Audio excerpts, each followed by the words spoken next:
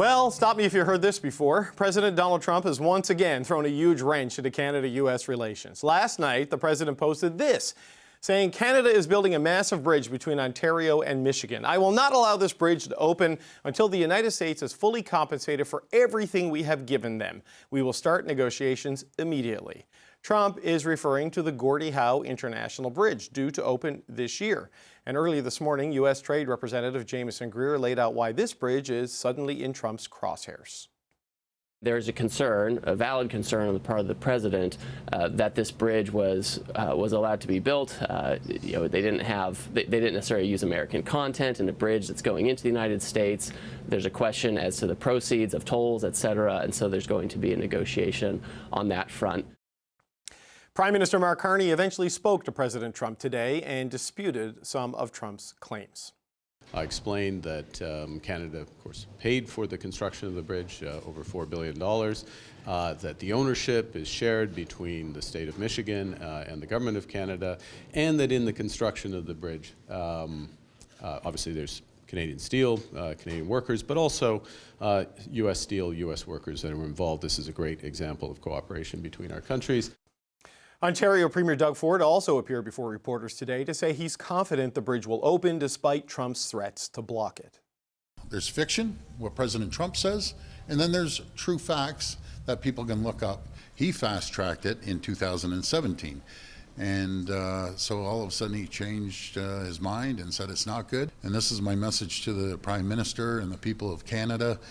This is not the time to roll over and let President Trump take advantage of us. Okay, it's time now for the Power Panel. We've got Vandana Cotter. She, of course, was an advisor to former Prime Minister Justin Trudeau. Lisa Raitt is a former Conservative cabinet minister. Emily Nicolas is a columnist for Le Devoir. And here with me in the studio is Anne McGrath, a former director of the New Democratic Party. Good to see you all. And as is often the case when talking about President Donald Trump, there is late-breaking news.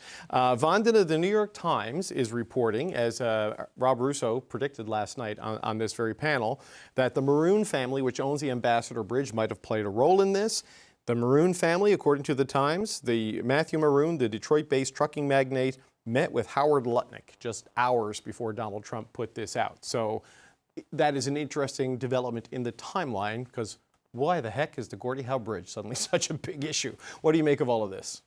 Yeah, it shows a bit more about how President Trump thinks. I mean, we've seen how other people, like in private companies like Elon Musk, can influence his thinking. So it could be very similar to that. But this is nothing surprising to me. Again, another day in the U.S. administration of Donald Trump. He gets something in his mind. He wants to share it. And you have to get used to that. It is not the first time. It certainly won't be the last time.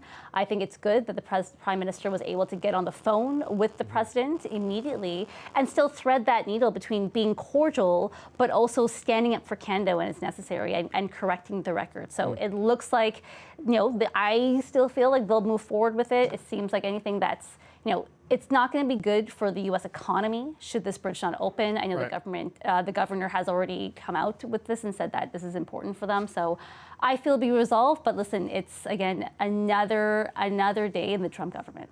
Lisa, it's a good day to have a former transport minister on the show, as luck would have it. But, the Maroon family, because they own the Ambassador Bridge, the Gordie Howe Bridge is competition, right? It could cut into their revenue stream. They've lobbied against this. They've mounted legal actions against it.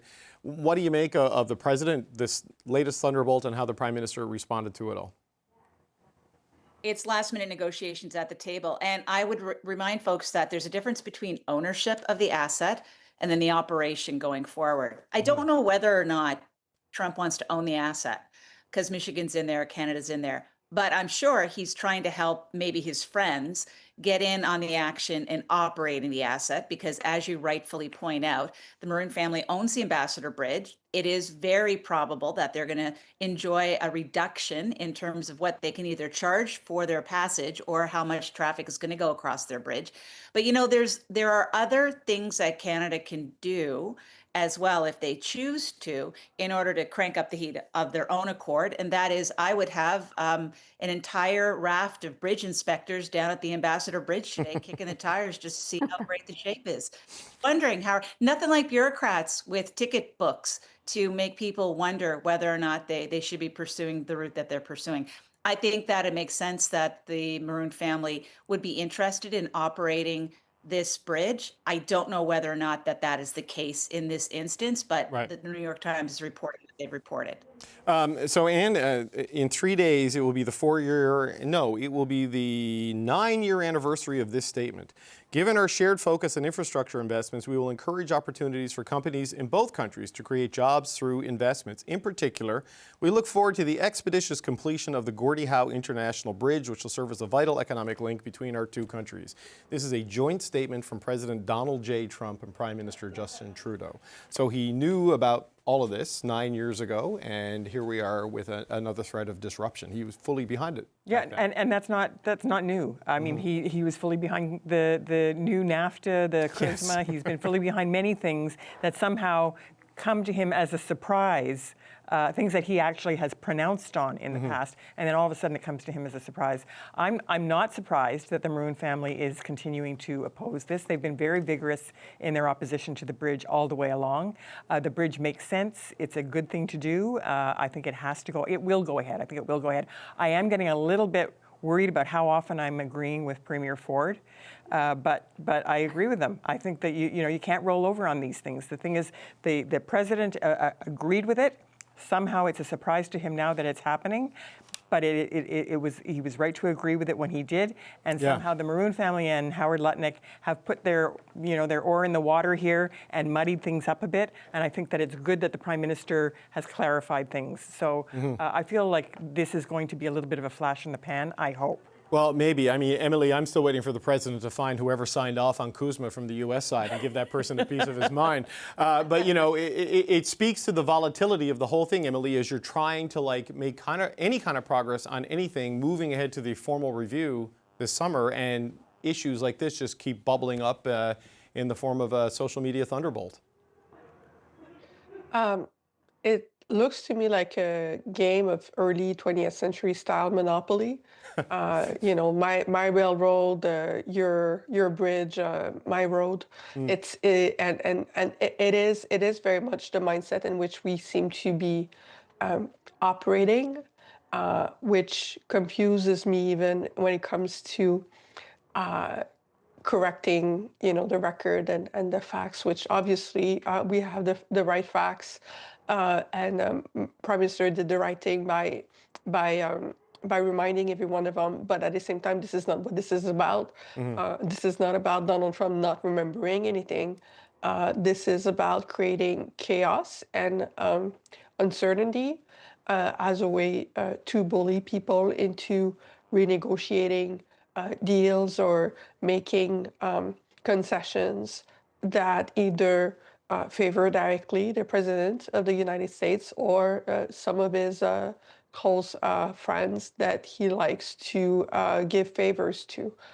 This is what this is about. And so at the end of the day, it comes down to the rule of law and whether or not it is still possible for someone to change their mind at the last minute and say things like this, and for that word to actually go and transmit into reality. At the end of the day, this is what it is about. It's about manipulation tactics, and we could spend hours, and we already spend hours trying to correct the record and remind people of facts with Donald Trump, but he is not a fact-based mind or president. No. That is not how he operates. It's very much about just interests and trying to create surprise. Frankly, I think the best thing that could happen right now is just the NFL changing some rule about a kickoff again, or hiring somebody speaking another language, and just draw his attention away for a minute.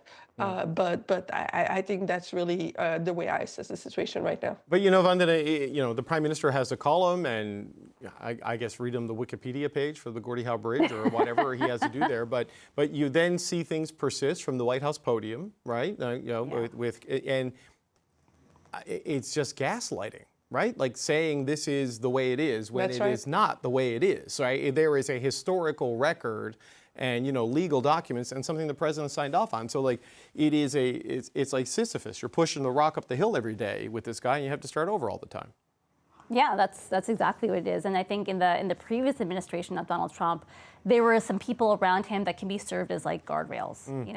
I think those people no longer serve in that administration. And I think I don't think he's as tactical as Emily says. I think he just does it because he can. I think there's no end goal. right. He just puts something in his ear and let me just share it. But in my experience with him, I think what he says online is something because he can do it. He can get away with it. And I think people just he likes to get a reaction from people. It thrives off of that. But if I'm behind closed doors on the phone, the tone shifts a little bit. So I think it's a bit about posturing as well. I mean, he has a base that will take everything he says at word and say, well, that's misinformation, that's fake news, all that kind of stuff. And he plays into that. But I do find behind closed doors things shift a little bit. So I do think ultimately this will come through. But these are the type of games that we will have to play ultimately. As we continue to work with this administration. Lisa, your thoughts on that? Like, I don't know what happens behind closed doors. I've never been conferenced in on one of these calls. But seeing the White House spokesperson just flat out double down on it, just shows publicly there's no budging on their side. No, and they got some real leverage in this one. As much as we poo the ownership and the operation of it, the reality is that it is the President of the United States that can prevent the Customer Border Patrol from actually staffing up the bridge so that you actually can't function the bridge because you got no border officers to allow people in or out of the country. That's real. So it's a real issue. There has been a lot of discussion behind closed doors for many, many months about how to get this bridge open. This is not new. This is something that has been whispered about in corners, that wondering whether or not this bridge was actually going to get opened. I've been following it for a long time because, I was around at the very beginning of the bridge. And we all, as Canadians, have a vested interest in this one. So you got to treat this with seriousness. There is negotiation to happen. But is it a negotiation about ownership, about operation? What do we have to give? We've got a lot of border points across this country that rely upon it being staffed up in pre-clearance by the Customs and Border Patrol in the United States. And you got to tread carefully because you don't want the president to suddenly say, "You're all out. We don't want you to have pre-clearance anymore," because that is an impact on the economy.